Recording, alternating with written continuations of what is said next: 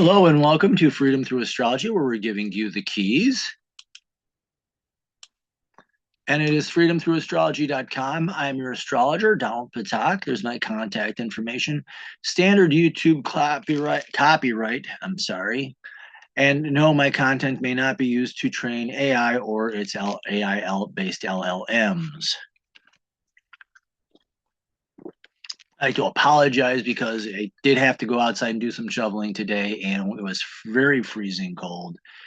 And I finally just got my voice back. I've tried to record this 3 times. It did not work. So keys to the reading, because I do read astrology different. Number one, I use constellation-based astrology, sometimes called true sidereal astrology. It's astrology by the visible sky, also astrology by astronomy. In ancient times, astrologers were astronomers, and they read the sky. They did the interpretations based on where things actually were. Tropical astrology fixed the signs to seasons, and that's where most people are aware of. I'm going back to the original way the astrologers worked, which is using the visible sky. So my transits are going to sound just a little bit different than tropical astrology. And in using the visible sky, there are 13 signs. Missing sign is a fucus. It's between Scorpio and Sagittarius. Yes, it's there. Check your star maps. The symbol is of a person or a man holding a snake by the head and the tail. Snake in ancient times symbolized knowledge. So when you have it holding it by the head and the tail, it's use of knowledge. And ideally, you're using knowledge to heal yourself and then to heal others with similar wounds. That's the ideal of the mythos there. I'm using the natural size of the constellations because Mother Nature did not make them all the same size. Virgo in her glory is just under 50 degrees. Libra, Scorpio, and Fucus individually, they're individually less than 25 degrees apiece. The three of them together, just over 70 degrees if they're lucky. Um, Mother Nature, in her wisdom, made the constellations all different sizes. I respect that. And I use astrological midpoints as opposed to the IAU boundaries. The IAU boundaries are arbitrarily drawn and may put stars from one constellation into a different one. Athan Shementi noted that, figured out, and he came up with his solution. I'm using that. I think it's more accurate. Keys to the reading, part 2. I interpret using evolutionary astrology, saying that these transits are lessons to learn, and you have freedom of choice. You can choose how you're going to work with the lessons. You can take the high road or the low road. I respect that. I give you both. This is the weekly edition, so these are universal lessons. So do have some compassion on your fellow Earth travelers. Dates and times are based on the Eastern U.S. time zone, as I do live outside of Buffalo, New York. I'm operating within 1 degree of exact because if I did more than that or I use a wider aspect or wider, whatever it's called, my mind just slipped. If I went wider than 1 degree, I'd be overwhelmed. If I'm overwhelmed, you're lost. And the software that I use for my predictions and calculations is Capricorn by Prometheus. So these are the weekly transits for the week of January 19th through 25, 2026. There is a lot going on from last week, especially when I show you the chart, you'll understand. Last week's transits, I'm not going to repeat them because that would effectively double the length of this video. My voice didn't hold out 3 other times. It's not going to hold out a 4th. So please see video number 2 from last week. Go towards the end. I was going to try to figure out the minutes, but time is of the essence. So I apologize for that. The sun begins the week in Sagittarius and will move into Capricorn. We will be in Capricorn season this week. So it's about getting things done. Capricorn is interesting. We're going to have a lot of planets. Oh, I forgot to put it in here. We have 3 planets changing signs. The sun, Mercury, and Mars are all moving into Capricorn. And what makes Capricorn so interesting is it's called the sea goat. The tail is of a seal, but the front is of a goat.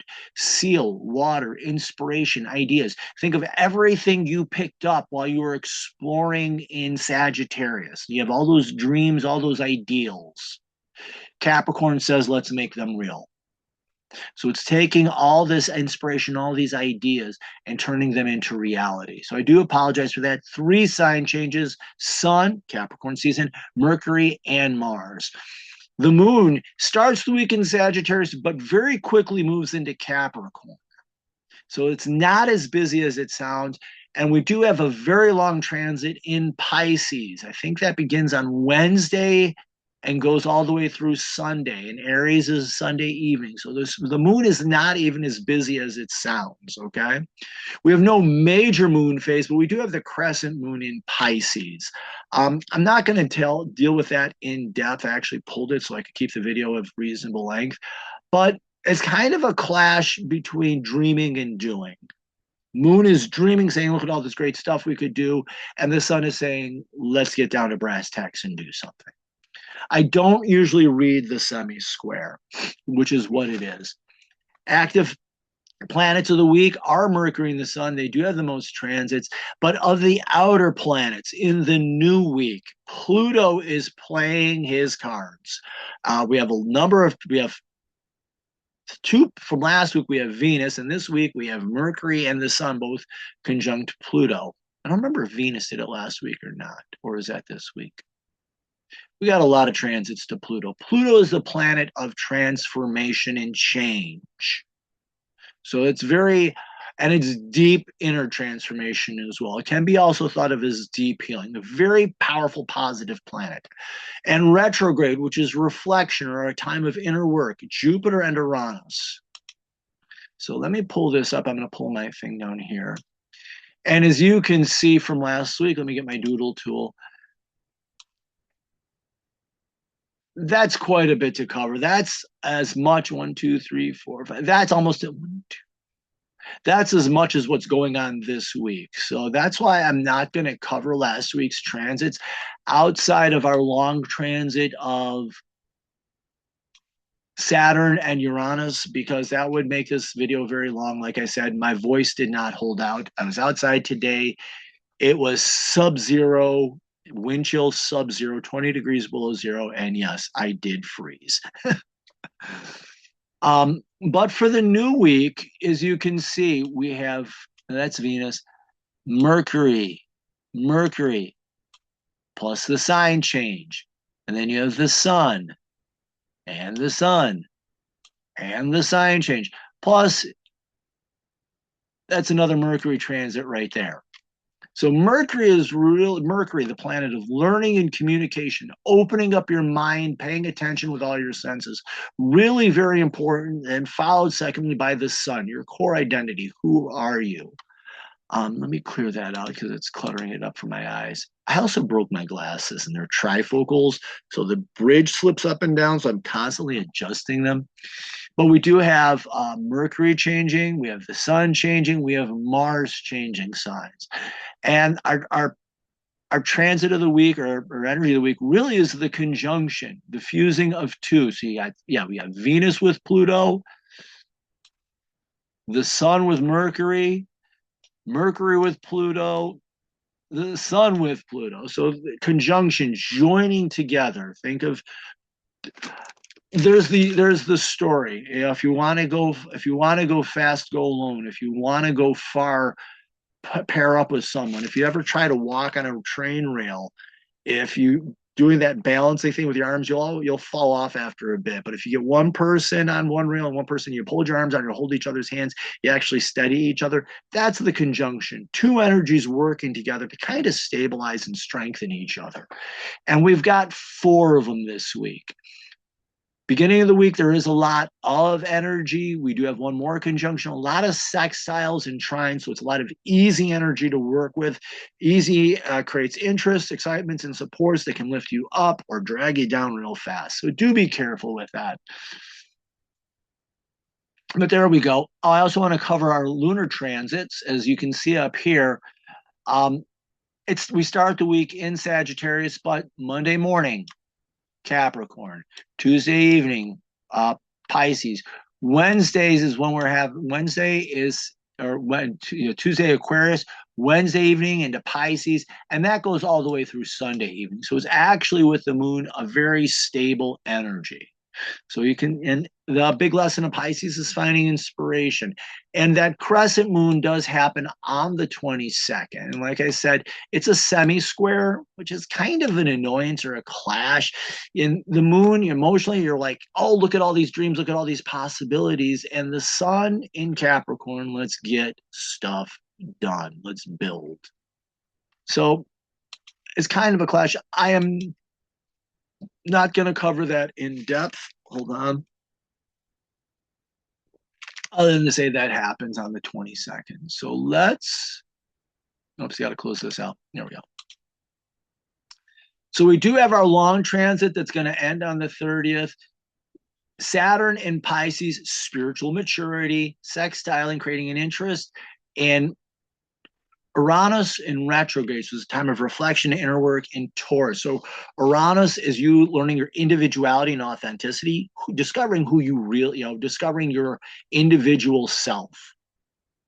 And in Taurus, finding the peace and strength that comes from that, and that's inner work. So that's inner peace, inner strength from realizing your own core, your own identity. It's interesting, like and when I think about it, sometimes I think Uranus and the sun are two sides of the same coin in a way. Nonetheless, ideally, what happens in there is this spiritual inspiration and this spiritual maturity is creating an interest in you discovering who you really are at heart. And you're discovering your authentic self and finding the peace and strength that comes from that. The shadow. Saturn can become cynical and bitter, be a control freak, and in Pisces, trying to control. I often think of that as a religious fundamentalism. And sextile, again, it's kind of a nervousness, whatever, is what I think of it as. But Uranus and Taurus, Uranus, the shadow of Uranus is selling yourself out to meet the expectations of others. Whether you're trying to fit in to the suits and, a person becomes a lawyer, how do they dress? They always wear a certain color suit, etc., whatever. Or think of that eccentric person that acts out. You get the mohawk, oh, by big deal, you got a mohawk, who cares? And then just to get the reaction, provoke the reaction, they come in the next day and it's all different colors, especially fluorescent. Uranus is giving your identity away to other people. And in Taurus, it's the lazy way out. It can also be acting out like a bull in a china shop. So that fundamentalism, that rigid control and living in that fantasy that you can control things, creates this false image of yourself. Oops. Yeah. And you're selling yourself out to the rigid expectations of others. And it feels fake, and your ability to express your true self can get lost. That will be ending on the 30th, which I believe should be next, is by the end of the month. No, never mind. That's where my brain isn't. Is that next week? Yeah, should be. From Friday, we have the moon entering Sagittarius. The moon, your emotional self, as Sagittarius, wants to get up, go out, and explore. Seeking new ways of doing the same thing. Looking for new information, new experiences, new ideas, expecting the unexpected. That's what it's looking for. That's the ideal. It's looking for new ways of doing the same old, same old. The shadow here is saying stuck in the same old ideas. It has you bored, stuck in a rut, or mindlessly defending the status quo. And usually you're fighting a pointless battle within yourself. So this is where we're beginning the week with the moon, is in Sagittarius. You're looking for new, exciting new exciting ideas to try out, or you're falling into stuck in a rut. Okay. Okay, and early Monday morning, in the Monday morning, we have the moon entering Capricorn. So now it's got this information and wants to get up and do something with it. So you're ready to take action and take on face the challenges of life. Practicing self-discipline will help you with success and achieve success. So, emotionally, you're ready roll up the sleeves and do the hard work. The shadow here is failing. You're not able to control yourself and trying to micromanage or control others can leave you feeling alone and isolated. Monday, we have Venus conjunct Pluto and Capricorn. And remember, Venus is about relationships, your ability to connect with people. It's also about your creativity. And the Venus does govern the arts. And I don't think we talk about that enough personally.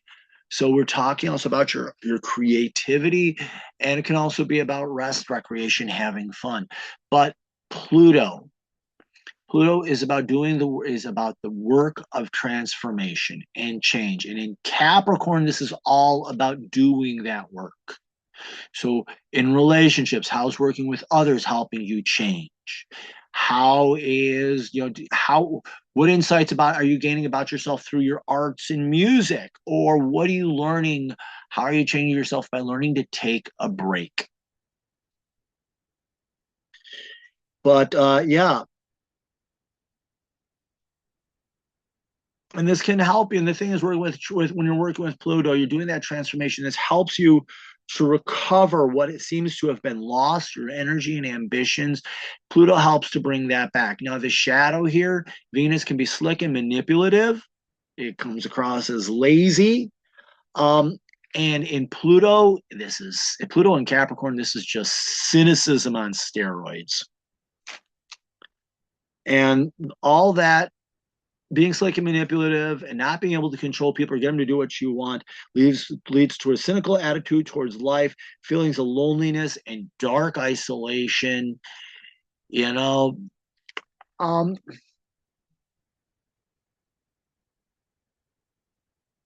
always want to say it's like being a bully in a way. You can't bully people into doing what you're doing, and then you feel like isolated and alone. Mercury in Sagittarius sextiling Neptune in Pisces. Mercury in Sagittarius is finishing up the last couple of degrees here. In my focal point better, thank you. Mercury in Sagittarius, exploring new ideas, opening your mind up to new ideas and new information. This creates an interest in what? Neptune in Pisces, your spirituality, learning to be present, learning to be in the moment. Neptune in Pisces says, don't just do something, be there. Was it Ram Dass said, be here, be now. Neptune in Pisces says, pay attention to what's happening around you right here, right now. And so Neptune Mercury, as it's gaining this information, it's like, oh wow, this has been here all along. So opening up to new ideas can help you lead to shifts in perspectives and interest in spiritual perception and connections. And it can help you find a deeper sense of unity. And I think that's another great lesson of Neptune. The shadow here, Mercury can be scatterbrained or mentally rigid. And in Sagittarius, crisis of confidence, over or underconfident. Can't teach me anything, I know it all, or I can't learn, so don't bother trying. Creates a sense of nervousness. And in Neptune in Pisces, just wants to escape and hide away, live in a fantasy, numb the pain. And so that Mercury, that crisis in learning, leaves you lost in a self-created illusion or being mentally defensive, leads to the creation of a self-centered martyr complex. You can feel persecuted for what you think.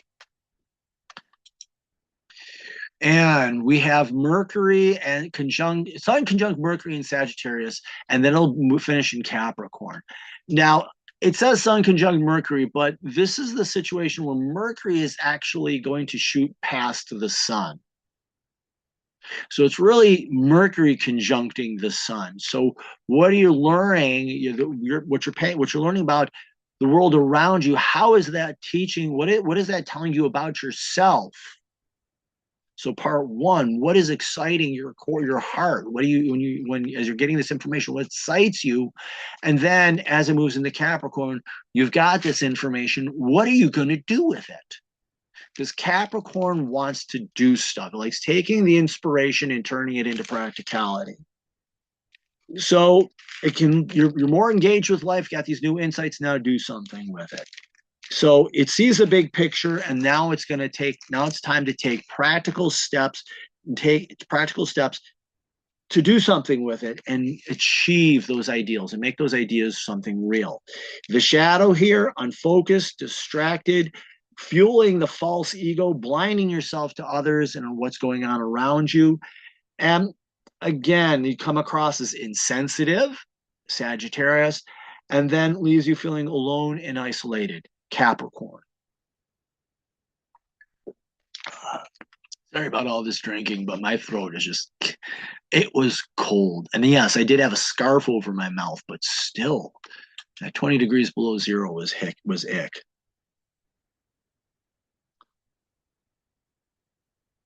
Okay, I think I have Mercury in the wrong. Yeah. Never mind. I'm just going to read it as I have it. Tuesday, Sun enters Capricorn. I think on my charts I had Mercury entering Capricorn on Monday. I'm just going to read it the way I have it. But the Sun enters Capricorn on Tuesday. So the Sun, your core identity, in Capricorn, doing stuff, your achievements. So focus on your achievements and accomplishments worthy of your own personal values and ideals. Work on what's true to your heart, and develop your ability to support them.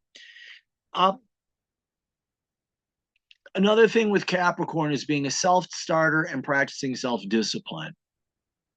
So instead of looking to other people to push you forward, learn to find that inspiration learn to find that energy from within yourself, and knowing that that will fuel your success. And patience, another great lesson in Capricorn, patience from taking the long view. Hey, you can eat an elephant one bite at a time. Yeah, I can do whatever. This is my plan to get there.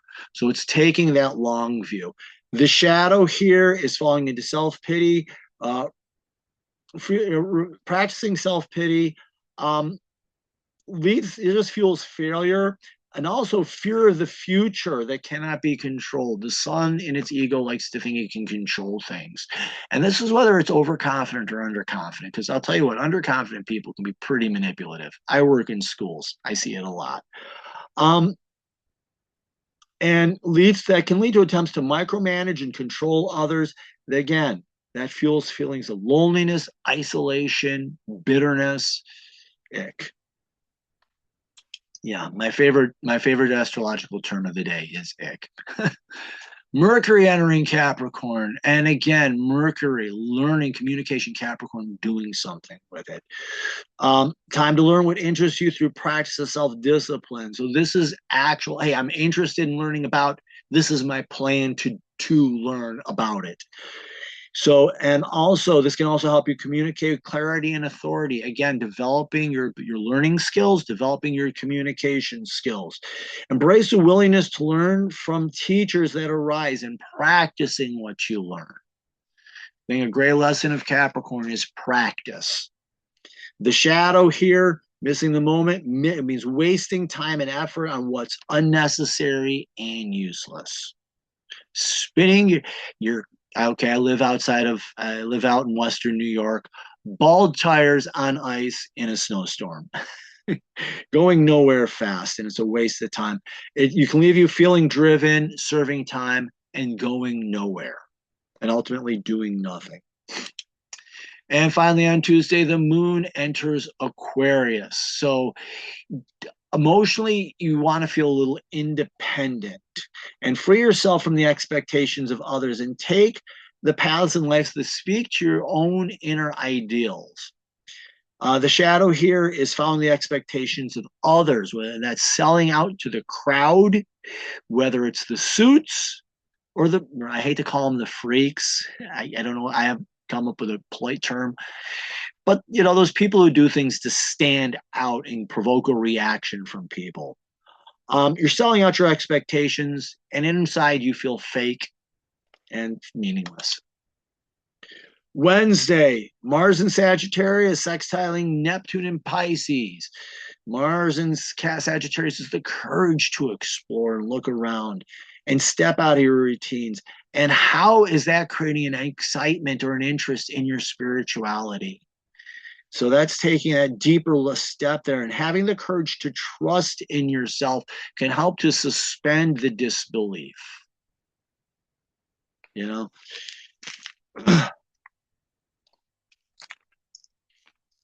So yeah, I'm gonna go with that.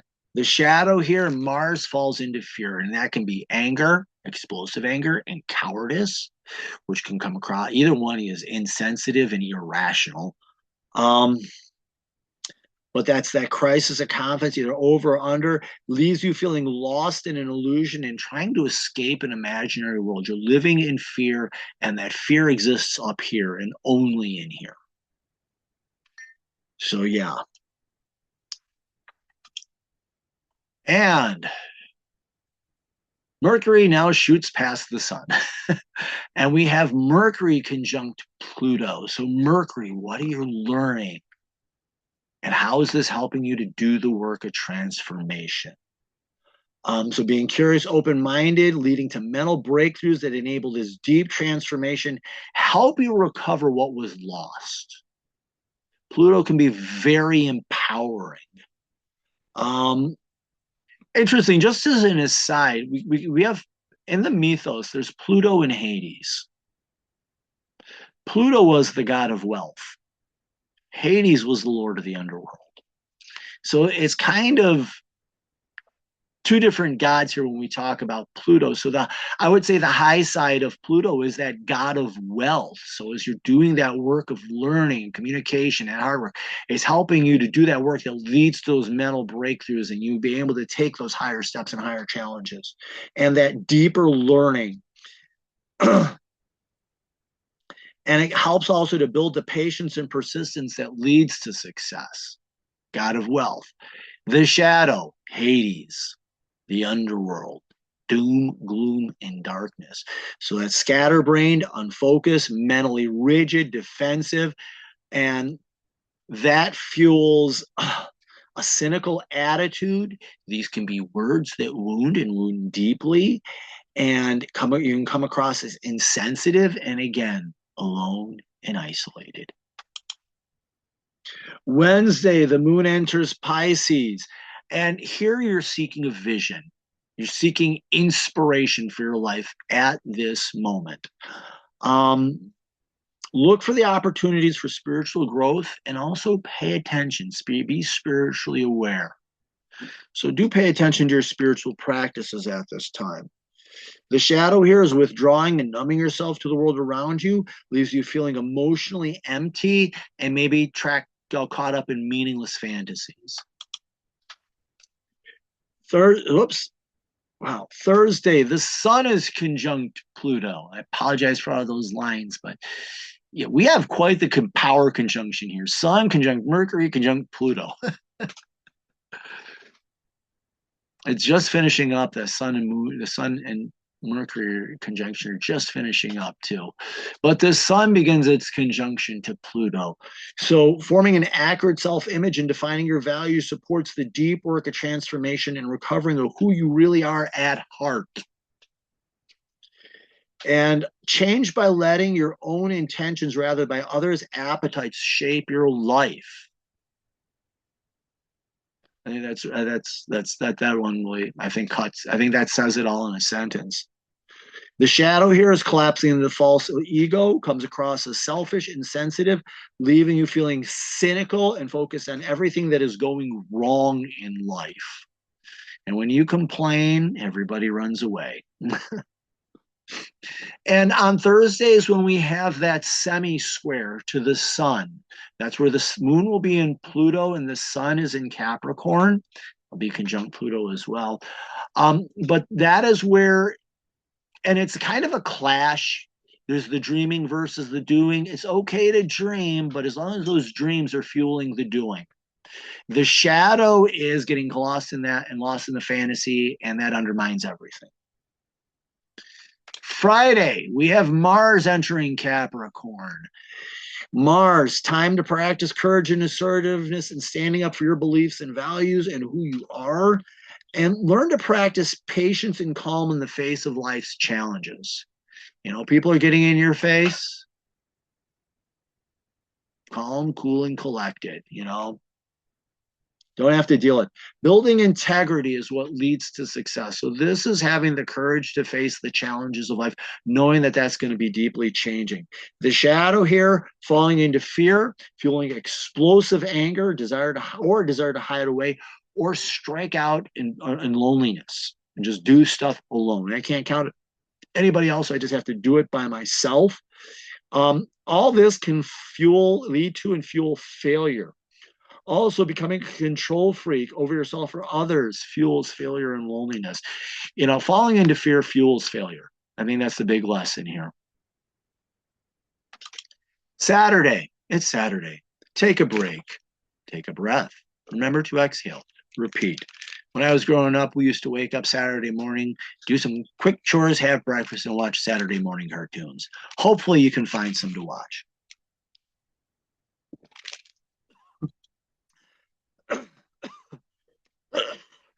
Excuse me. And Sunday, we have the moon entering Aries. Emotionally, you're ready to get up and face the challenges of life. You're feeling brave, finding a little inner courage. You need to face your challenges. Competition may arise. You're ready to meet it with confidence. This is the football playoffs, too. Not that I don't watch football, I watch rugby. But hey, you know what?